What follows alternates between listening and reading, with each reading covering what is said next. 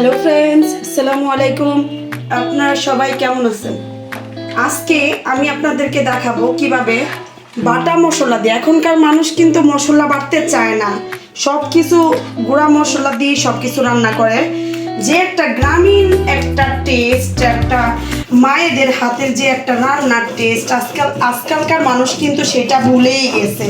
কারণ তারা শর্টকাট করার জন্য যেইভাবে গুঁড়া মশলা দিয়ে রান্না করে, তাড়াতাড়ি করার জন্য সেই মশলাটা কিন্তু রান্না করলে রান্নাটা বেশি ভালো হয় না। আমি আজকে আপনাদের দেখাবো সম্পূর্ণ বাটা মশলা। এখানে আমি এলাচ, জিরা, লং, জায়ফল, জায়ত্রী আর গোলমরিচ একসাথে এই যে পাটায় বেটে পেস্ট করে নিছি। আর এই যে শুকনা মরিচ পাটায় বাটছি, পেস্ট করে নিছি।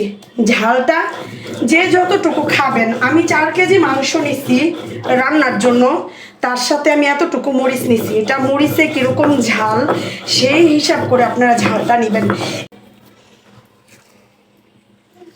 আপনারা দেখেন, এই যে আমি মরিচটুক বাটলাম, মশলাটুক বাটলাম, আমার কিন্তু অনেক কষ্ট হয়েছে। এখন যখন আমার কষ্টের বাটার জিনিসগুলাই দিয়ে যখন আমি রান্না করব, আমার মনে হয় যে জিনিসটা খাইতে অনেক ভালো লাগবে, একটু আকর্ষণীয় লাগবে, একটু ব্যতিক্রম লাগবে, যেহেতু এটা আমি কষ্ট করে করছি। এখনকার যুগে আগে তো মানুষ সব বেটেই নাকি খাইতো, আমার মার কাছ থেকে শুনছি, সবাই নাকি আদা রসুন হলুদ মরিচ ধনিয়া যা ছিল সব বেটে খাইতো। এখন আর বাটাবাটি মানুষ করতে চায় না। আমি এখানে 4 কেজি গরুর মাংস নিচ্ছি।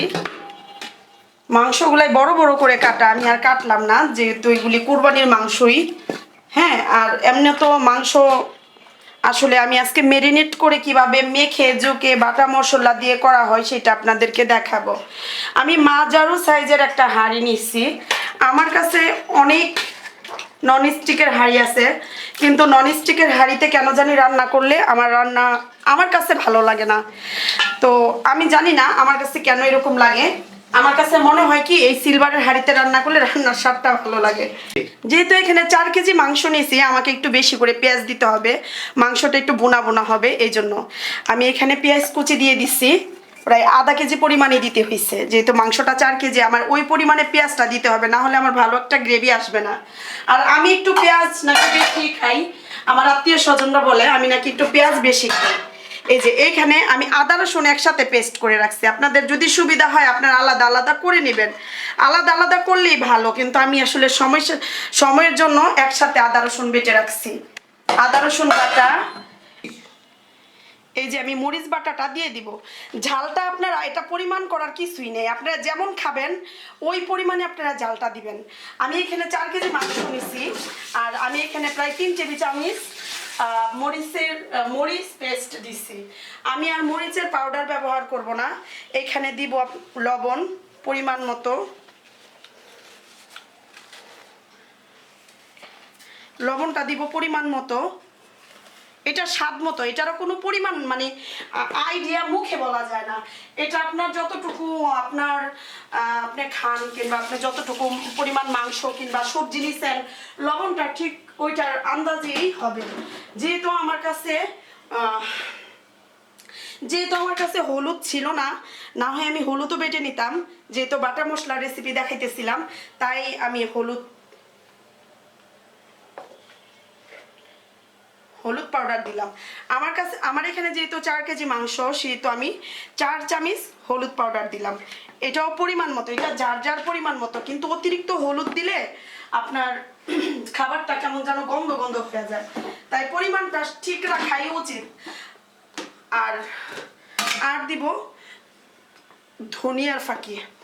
আমি মাছ মাংস বলেন সব কিছুতে ধনিয়ার ফাঁকিটা খাই, আমার কাছে ভালো লাগে। আপনাদের কাছে যাদের কাছে ভালো না লাগে তারা এটা বাদ দিতে পারেন। এটা এমন না যে দিতেই হবে, এটা অপশনাল, কেউ খায় কেউ খায় না।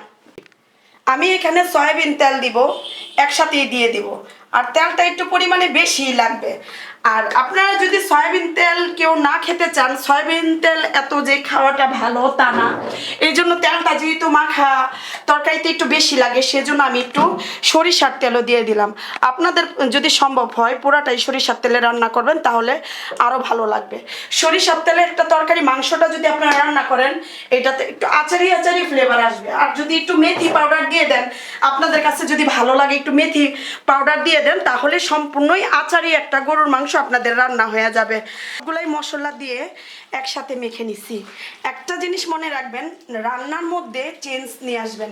প্রতিদিন একই রকম রান্না খেতে খেতে কিন্তু একঘেয়েমি একটা স্বভাব হয়ে যায়, বাচ্চারা খেতে চায় না। মাঝে মাঝে একটু বেটে বিভিন্ন রকম মশলা দিয়ে একটু রান্না করে দিবেন, তারা একটু খাবারে চেঞ্জ পাবে, মজা করে খাবে। রান্না একটা মেয়ের আর একটা মানুষের মন ভালো রান্না দিয়েও জোগাড় করা যায়। আমি এটা 30 মিনিটের জন্য ম্যারিনেট করে রাখবো। তো বন্ধুরা, 30 মিনিট পর আমার ম্যারিনেট করা মাংসটার অবস্থা এই, যেখানে আমি সব ধরনের বাটা মশলা দিয়ে আমি ম্যারিনেট করে রাখছিলাম, সব মশলা আমি এটার মধ্যে দিয়ে দিছিলাম।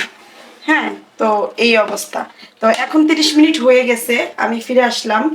এখন আমি এটার নিচে আগুন জ্বালাই দিব। ব্যাস, রান্না স্টার্ট।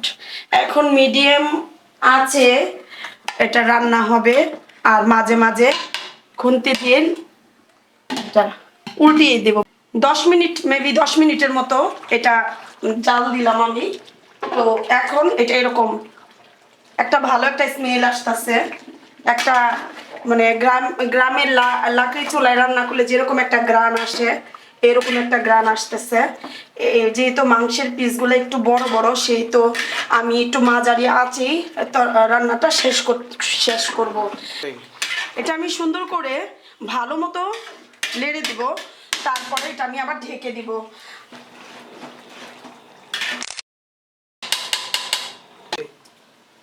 দশ মিনিট পরে আবার এটা খুলে দেখলাম এটা কেমন অবস্থা। আপনারা এই রান্নাটি ইচ্ছা করলে খাসির মাংস দিয়েও করতে পারেন, এইভাবে মেখে চোখে রান্না করে দেখবেন, একটু ভিন্নতা আসবে। 30 মিনিটের বেশি, 40 মিনিট হবে তরকারিটা রান্না হয়েছে অল্প আছে। তো এখন কালার সুন্দর করার জন্য আপনারা ঢাকনা খুলে প্রায় 10 মিনিটের মতো তরকারিটা জাল দিবেন।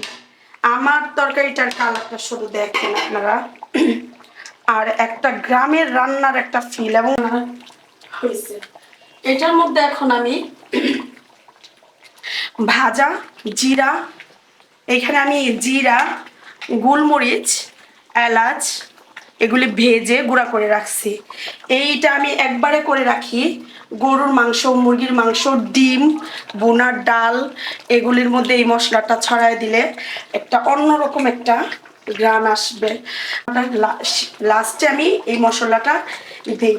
আপনারা আমার আরও দু একটা রান্না দেখছেন, মাংস রান্না, তার মধ্যে আমি একই রকমভাবে এই মশলাটা দিচ্ছি। এটার মধ্যে জিরা, এলাচ, গোলমরিচ, লং, কিছুটা দারচিনি একসাথে ভেজে ব্যাস গুঁড়া করে রাখছি। এটা অনেক দিন পর্যন্ত সংরক্ষণ করা যায়।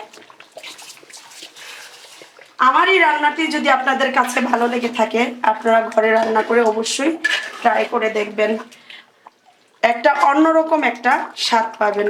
রান্না সবসময় একরকম হলে একঘেয়েমি হয়ে যায়, বাচ্চারা খেতে চায় না, একই রকম লাগে, মনে হয় যে একটু ভিন্নতা দরকার। তাই মাঝে মাঝে একটু বেটে দিবেন, একটু মশলা বেটে রান্না করবেন, একটু অন্যরকম করে রান্না করবেন। সবসময় তো আমরা তেল দিয়ে কষিয়ে রান্না করি, একটু মেখে চোখে রান্না করবেন, রান্নার স্বাদ বেড়ে যাবে।